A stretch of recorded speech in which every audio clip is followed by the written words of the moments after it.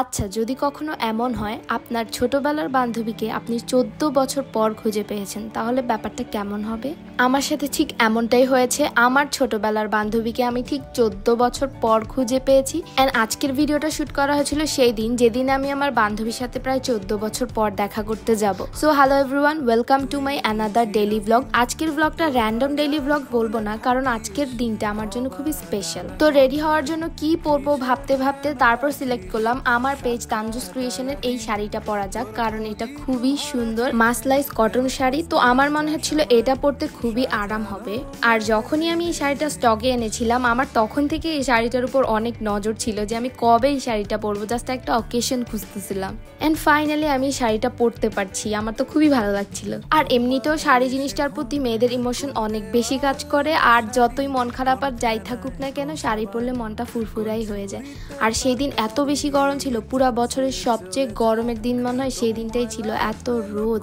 তারপরে আমি আস্তে আস্তে সব অ্যাক্সেসরিজ পরে নিলাম। অ্যান্ড আজকে যা যা পরবো সব কিছুই আমার পেজ তানজুস ক্রিয়েশনে। এটা আর বারবার বলতে হবে না, আমি জানি গাইস তোমরা এটা অবশ্যই জেনে গেছো যে আমার একটা ছোট বিজনেস আছে। অ্যান্ড তোমরা আমার বিজনেস পেজটাতে ফলো দিয়ে প্লিজ পাশে থেকো। সেদিন আমি অনেক হাত ভর্তি করে চুড়ি পরেছিলাম, কেন জানি না, বাট এই প্রথম আমি এত চুড়ি একসাথে পরেছি। হয়তোবা ছোটবেলার বান্ধবীর সাথে দেখা হবে এই খুশিতেই। যখন আমি ক্লাস 3-তে পড়ি তখন আমার বান্ধবী আমাদের স্কুল ছেড়ে ঢাকায় চলে আসে, আর সে ছিল কিন্তু আমার বেস্ট ফ্রেন্ড। এরপর থেকে আর কখনো আমাদের যোগাযোগ হয়নি। দেন এই বছরের জুন মাসে আমার বান্ধবী আমাকে টিকটক আইডিতে নক করে। সে কিভাবে যেন পেয়ে বুঝতে পারে, আমার ভয়েস শুনে হয়তো চিনতে পেরেছিল। আমরা অনেক ছোট ছিলাম, তখনকার চেহারা আর এখনকার চেহারা তো মিলও নেই, কিন্তু হ্যাঁ আমার বান্ধবীর চেহারা মিল আছে। দেন আমি ওর অ্যাকাউন্টের নেম দেখেই চিনে ফেলেছিলাম যে হ্যাঁ ওই তো আমার বেস্ট ফ্রেন্ড ছিল।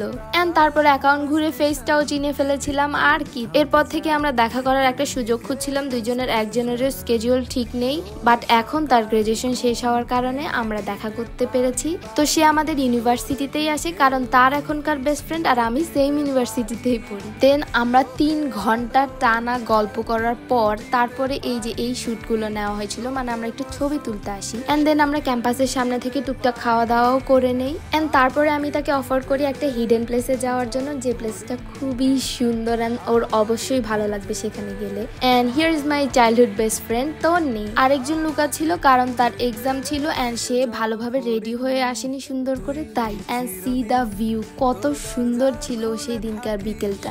একদম পড়ন্ত বিকেলে আমরা এই সুন্দর জায়গাটাতে চলে আসি। অ্যান্ড জাস্ট থিঙ্ক, একটা মানুষের সাথে খুব ছোটবেলায় যোগাযোগ বিচ্ছিন্ন হয়ে যাওয়ার পর 14 বছর পর তাকে দেখতে পাওয়া এবং তার সাথে কথা বলা। কত ছোট ছিলাম আর এখন দুইজনেই বড় হয়ে গেছি। ছোটবেলায় কত ধরনের ড্রিম ছিল, ইস আমরা যদি এই করতে পারতাম, আমরা যদি সেই করতে পারতাম। আর এখন দেখো হুটহাট কোনো প্ল্যান ছাড়াই কি সুন্দর আবার একদিনের মধ্যে আমরা প্ল্যান করে শাড়ি পরে বেরিয়ে পড়লাম দেখা করতে। অ্যান্ড এই সুন্দর বিকেলে আমরা কিছু সুন্দর মোমেন্ট কাটাই অ্যান্ড খুবই ফান হয়েছিল, কারণ এই নৌকায় উঠতে গিয়ে আমাদের বিশাল বড় এক কাহিনী হয়ে গিয়েছিল। 3 জনেই ভয় পাচ্ছিলাম। বেসিক্যালি আমাদের ফটোগ্রাফার মানে আমার ফ্রেন্ডের বেস্ট ফ্রেন্ড বেশি ভয় পাচ্ছিল, আমিও পাচ্ছিলাম কারণ আমি শাড়ি পরা ছিলাম তাই। আর এদিকে দেখো অবস্থা, নৌকার উপর একটা সুন্দর ছবির জন্য আমি এইভাবে পোজ দিয়েছিলাম, কিন্তু আমার ফটোগ্রাফার ভয়ে আর ছবিটা তুলতে পারেনি। যাই হোক, তারপরে আবার ছোটবেলার বান্ধবীর সাথে একটু ঢং ঢং করছিলাম অ্যান্ড তার বেস্ট ফ্রেন্ডকে একটু বলতেছিলাম যে তুমি কি জ্বলতেছো, আর ইউ জেলাস, মজাই লাগতেছিল। অ্যান্ড তারপর সন্ধ্যার পরে বান্ধবীকে বিদায় দিয়ে আমি চলে আসি আমার ডিউটিতে, মানে আমি টিউশনে যাচ্ছি। এই অবস্থায় বুঝতেছো তোমরা, এই শাড়ি টাড়ি পরে আমি এত সারা দিন পর এখন আমি টিউশনে যাব, কারণ এখন বাসায় গেলে আমার লেট হয়ে যাবে আর না হয় আমার রেস্ট করতে মন যাবে, তাই আমি বাসায় না গিয়ে ডিরেক্ট টিউশনে চলে এসেছি। অ্যান্ড এইটা শেষ করে আমি আরো একটা টিউশনে যাই। আর আমার স্টুডেন্ট আমাকে কমপ্লিমেন্ট দিয়েছিল যে আমাকে সেদিন নাকি টিপিক্যাল বাংলা মিসের মতোই লাগছে। আর এই একটা শাড়ি যেটা পরে আমি সারা দিন কমফোর্টেবলি ঘুরেছি। Oh my God. So that was it for today's video. সবাই ভালো থেকো এবং কমেন্টে তোমাদের মতামত জানিয়ে যাও। Also don't forget to follow me. By.